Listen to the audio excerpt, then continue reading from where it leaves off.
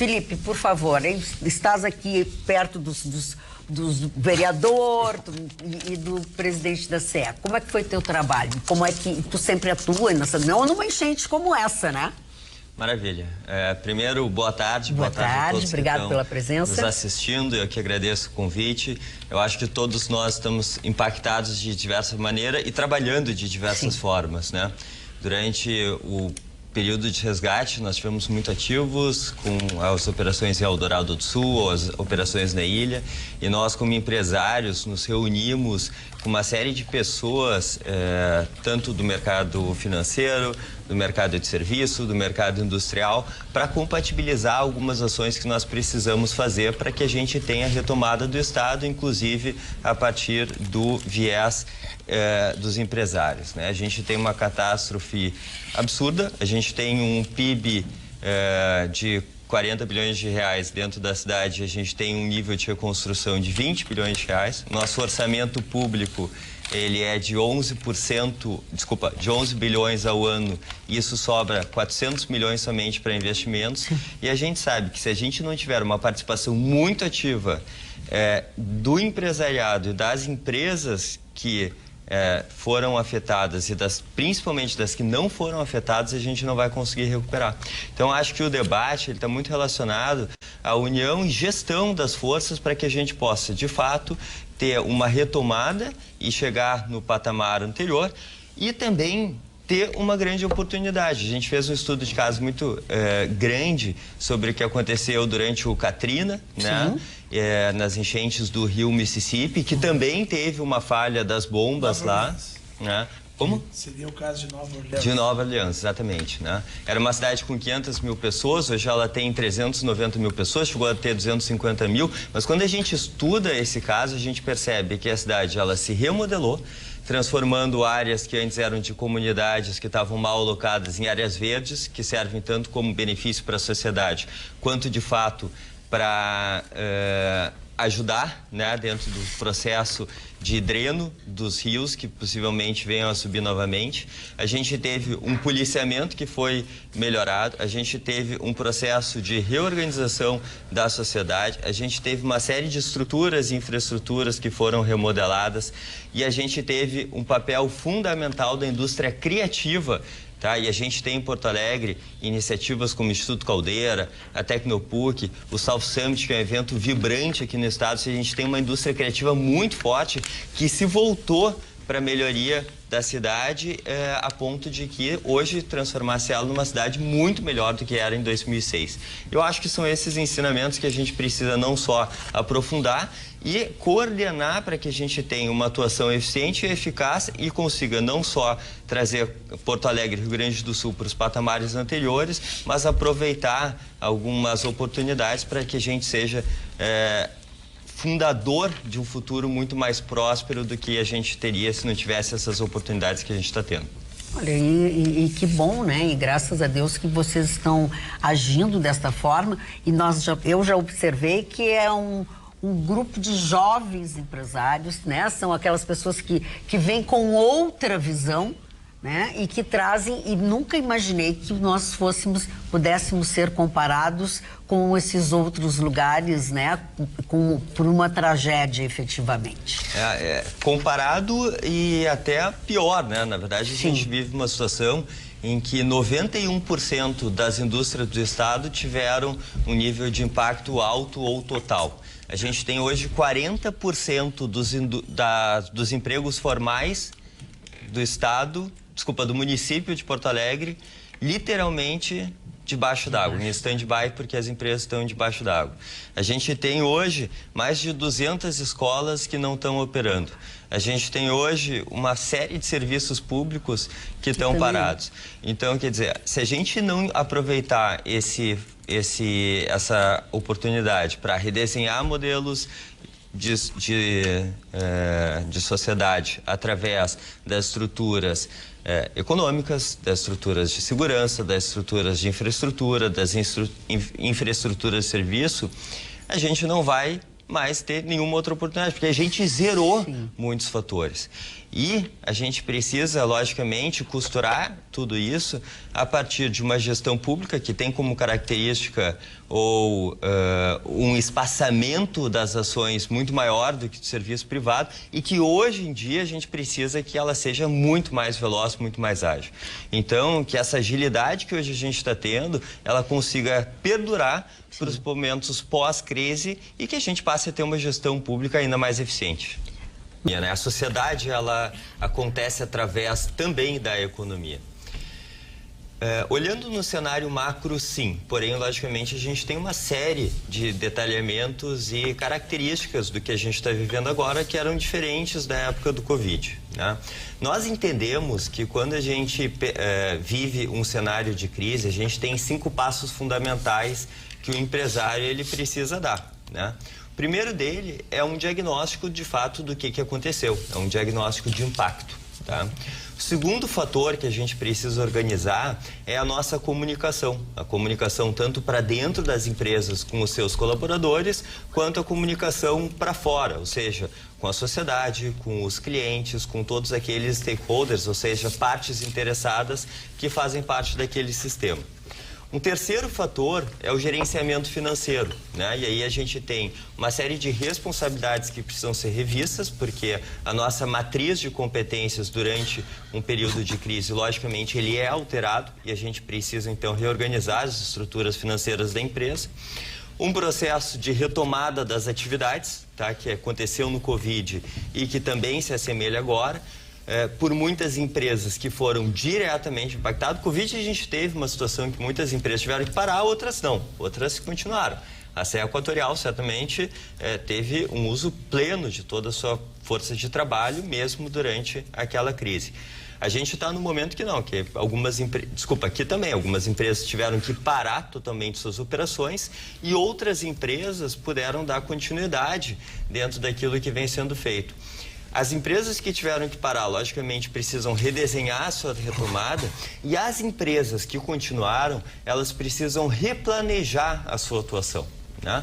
Logicamente, a gente tem contextos muito diferentes daqueles que nós tínhamos antes das enchentes, sejam logísticos, dos colaboradores, dos impactos financeiros, de uma série de macros que estão relacionados ao negócio e que a gente precisa reestudar para desenvolver um novo plano estratégico, um novo plano de ação, um novo planejamento de como é que a gente vai atuar dentro de um contexto de crise, ou seja, nos próximos 1, 2, 3, 6 meses, e depois que, logicamente, a cidade e o Estado se redesenharem a partir de tudo que vai ser alterado a partir desse movimento, né? E a partir disso, a gente chegando dentro de um espectro de normalidade, se é que isso existe para o empresário, se é que isso existe principalmente para o empresário brasileiro, a gente tem que colocar ações de resiliência, né?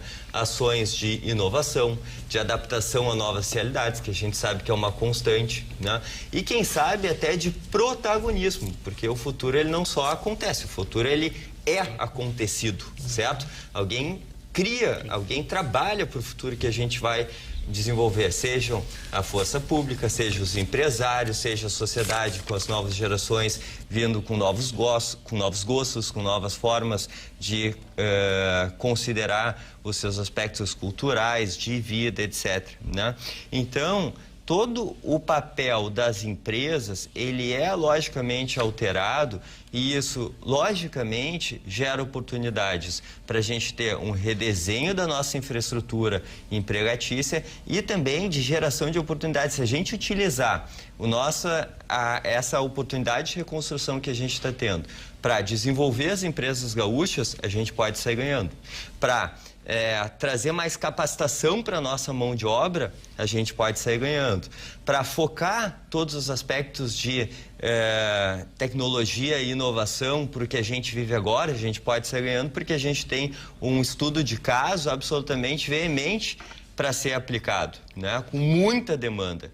A gente tem hoje, por exemplo, uma capacidade, falando de empregos, uma demanda de 10 mil habitações em Porto Alegre. Eu vinha falando com o vice-prefeito Ricardo Gomes, né, e a gente tem uma necessidade de alocação de 10 mil habitações. Logicamente, existe um estoque de imóveis que precisa ser considerado, que são imóveis que estão à venda até uma determinada faixa de preço, que, logicamente, o Estado ou a força pública pode vir a adquirir, mas tem uma série de habitações que precisam ser construídas. E a gente tem os mais diferentes formatos de construção, né, desde dos formatos mais tradicionais até aqueles mais rápidos, em containers, utilizando metal em fábricas, etc. E que a gente tem a oportunidade, por exemplo, de passar a desenvolver no Estado. E isso demanda novas fábricas, isso demanda nova capacitação, isso demanda novos materiais para as empresas de materiais, isso demanda uma série de requisitos que a gente não tinha. Então, eu sei que está todo mundo falando, e eu até peço perdão aos telespectadores que tiveram muitas perdas, porque eu estou utilizando muito a palavra oportunidade aqui, mas, de fato, a gente tem duas maneiras de encarar. De encarar somente tapando o buraco e de encarar reconstruindo a nossa cidade a partir de vários pontos que precisaram ser que vão ser retomados do zero e que a gente pode repensar e reconstruir o futuro da maneira com que a gente gostaria que o futuro fosse. A gente tem uma relação que ela é cíclica entre os negócios. A partir do momento que a gente percebe uma área da economia não indo bem, isso logicamente tende a afetar e impactar aquelas que se relacionam. Quando a gente tem uma série de contextos que não estão indo bem, a gente tem uma retroalimentação da crise. Foi isso que aconteceu, por exemplo, na pandemia. E a gente percebe que a gente até hoje se alimenta daqueles desafios que foram lá plantados, né? E isso vem acontecer também no contexto que a gente está vivendo agora. Quanto mais a gente conseguir endereçar os impactos de uma forma correta, quanto mais a gente entender quais são as causas que provocaram com que a gente estivesse vivendo essas situações e começar a trabalhar primeiramente nas causas raiz para que isso nunca mais aconteça e depois venha a gerar ações estruturantes para que a gente possa desenvolver as nossas atividades empresariais de uma forma mais organizada e com a segurança. Eu acho que aqui de novo está a pergunta do Thiago, né? Qual é o turning point, até onde o empresário vai? É até onde ele tiver segurança. Logicamente, existe um contexto de risco, mas existe também um contexto de muita oportunidade. O Brasil é um lugar em que há muita coisa para fazer.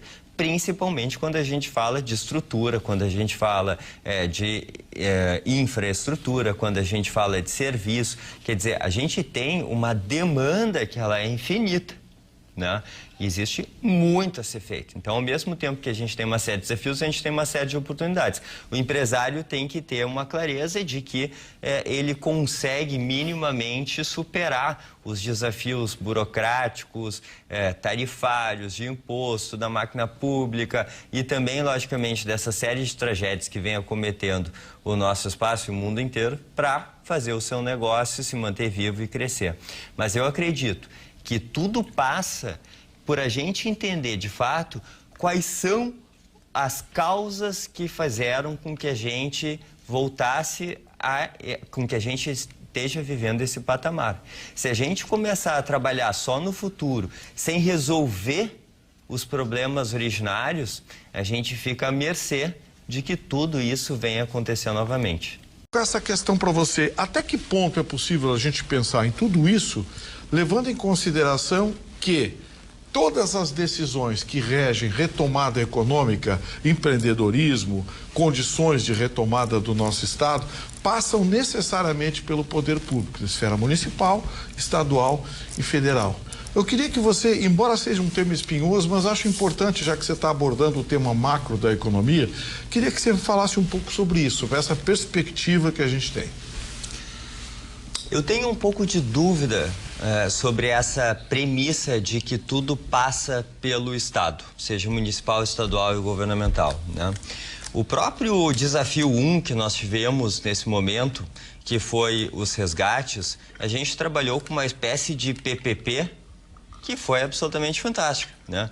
Talvez nunca antes a gente tenha constituído parcerias público-privadas tão rapidamente, e não daquelas que a gente está acostumado a partir de contratos formais, cheios de páginas e amplas conversas, mas através do povo como sociedade indo resgatar e do Estado fazendo o mesmo, e durante as frentes de batalha, ou seja, ali no Cais Mauá, na perimetral, buscando as pessoas, a gente tinha a sociedade civil e o poder público agindo juntos.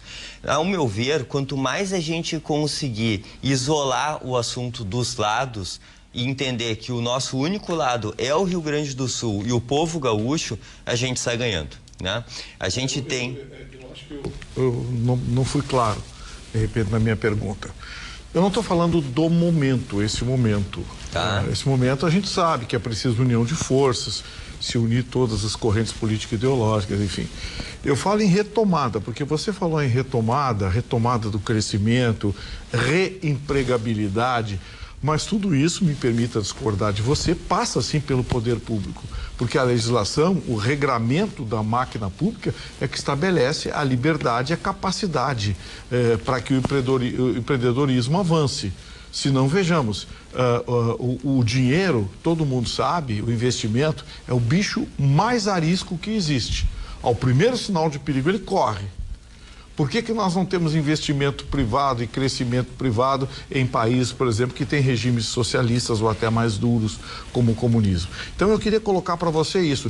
De que forma nós podemos buscar essa retomada, baixar das águas, limpar das ruas, de que forma nós podemos retomar, a sua opinião, claro, tudo isso tentando passar ao largo ou fazendo com que o poder público entenda que ele também é parceiro da iniciativa privada para retomar o crescimento. Perfeito. Uma vez eu estava numa palestra e eu percebi que toda vez que fazia uma pergunta muito cabeluda para o palestrante, ele começava a resposta dele com boa pergunta. Então eu vou começar com boa pergunta aqui. Muito bom. Porque logicamente a pergunta ela é complexa, né? E a resposta é mais ainda. Mas eu vou tentar pensar alto aqui e constituir um racional para a gente seguir o nosso debate. Muitas coisas que o empreendedor, a partir da prévia organização das leis, dos regramentos, dos regimentos, muita coisa que já foi definida, o empreendedor já sabe qual é o seu espaço de liberdade. Então aqui a gente tem uma atuação livre, vamos dizer assim, tá? Outros contextos e novos contextos, eu concordo plenamente contigo. No momento que a gente precisar agilizar, por exemplo, um espaço para alocação de novas casas, no momento que a gente precisar de um processo de autorização muito mais rápido, no momento que a gente precisar de novas leis relacionadas a temáticas que a gente não se deparou ainda, a gente vai precisar do contexto municipal, estadual e federal para poder outorgar ou autorizar determinadas ações. Aí eu vejo que a gente tem um fator que é absolutamente fundamental, que a gente precisa ter, independente de estado grande ou estado pequeno, e eu sou um defensor, logicamente, do estado pequeno, que é a agilidade, que é a velocidade. Um dos principais fatores que fazem com que a gente tenha avanços muito vagarosos é a velocidade do Estado. A gente tem uma questão de viés partidário, econômico, etc. Mas eu acho que existe uma bandeira única, que é o quanto o Estado consegue responder às necessidades da sociedade civil e dos empresários. Então, não vamos ter outro caminho senão pressionar todos os agentes públicos para que as respostas necessárias sejam dadas de uma maneira muito eficiente, né? E em linha com o nível de prioridade e urgência que os assuntos demandam. E eu acho que aí está um calcanhar de Aquiles que a gente historicamente percebe na nossa sociedade, que muitas vezes os temas eles são tratados com absoluta urgência pelos demandantes, porém, pelas pessoas que são requisitadas ou entidades que são requisitadas para corrigir ou autorizar ou dar valor, o nível de prioridade é completamente outro. Não sei se tu percebes isso também quando a gente fala de CE equatorial. Vamos voltar ao propósito do nosso programa, que é sobre o momento em que nós estamos vivendo, terrível, de muitas necessidades, de muita gente sofrendo, de muita gente que morreu por causa de uma enchente. Então, eu quero que o Felipe e também o presidente da CE, dentro disso, continue seus assuntos. Eu acho que o que o Thiago trouxe é importante, é uma manifestação verdadeira e que sempre vai ser isso. O Estado, ele, por regra, sempre vai ser menos eficiente e menos veloz do que a iniciativa privada. Senão, a gente tem um problema na iniciativa privada. A iniciativa privada, o local onde a iniciativa privada é menos eficiente do que os entes públicos, é um problema da iniciativa privada. O que me preocupa só é a gente bater isso na pedra, porque quanto mais a gente retroalimenta a fala de que o Estado é lento, não vai acontecer, eu duvido, eu já vi muitas vezes, etc., a gente está fortalecendo o status quo. O que a gente precisa trazer aqui, e principalmente nesse momento de oportunidade, é uma palavra diferente. É uma palavra de força, é uma palavra de agilidade, é uma palavra de agora vai. E a gente tem que trazer os entes públicos para essa jogada, para que eles se sintam desconfortáveis em agir como eles vinham agindo antes. A gente precisa fazer com que a máquina pública, todo o segundo, terceiro setor, eles trabalhem dentro de uma velocidade absolutamente eficiente. Porque é só aí a gente vai conseguir gerar mudanças para que, de fato, a gente não tenha situações absolutamente embaraçantes como acontece ano após ano. A gente precisa, e eu não sou um eterno otimista não, mas eu tô vendo esse movimento como uma oportunidade. A gente precisa gerar mudança na nossa fala para gerar mudança na nossa atitude.